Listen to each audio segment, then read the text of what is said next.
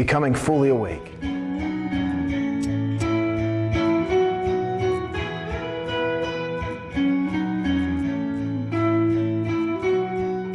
I have a confession to make. The other day I was in the chapel praying and I fell asleep. That can be pretty embarrassing when there's other people in the chapel. And yet I noticed something. After dozing off for a few moments, I woke up and it was like I was more aware of the presence of Jesus. In a way, I was more fully awake to who Jesus is and to our time together in that chapel. Have you ever fallen asleep in the chapel? Well, if you have, you're in good company. Because in the story of the Transfiguration, Jesus takes Peter, James, and John up the mountain to pray. Jesus prays, the disciples fall asleep. But when they wake up, they see Jesus in dazzling white talking with Elijah and Moses. And in that moment, the disciples saw Jesus as he truly is. They were fully awake to this Jesus who is the Son of God, who's the fulfillment of the law and the prophets. They saw God's glory.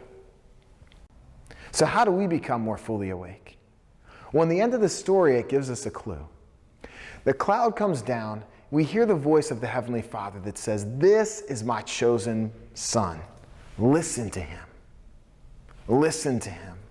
Listen to that voice that says, I love you. I will never leave you. I've called you by name and you are mine. I will be with you through the hard things." So we need to spend time with him in prayer and in his scriptures. But how do we recognize that it's Jesus' voice? Well, think about someone that you love dearly. I think of my father or my wife. When they call me, they don't have to say, "Hi, Chris, this is your dad," or "Hi, Chris, this is Michelle." They just say, "Hi, Chris." And I know that voice. I'm familiar with that voice because I've spent time with that voice that has cared for me through good times and through hard times. Jesus wants to be that voice for you. Jesus is that God for you. So I encourage you to spend more time in the scriptures, to spend more time in the chapel. And I'm not advocating bringing a pillow and a blanket and taking a nap.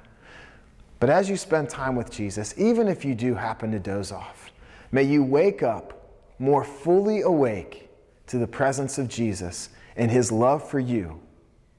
Because he promises us that he came that we might have life and have it to the full.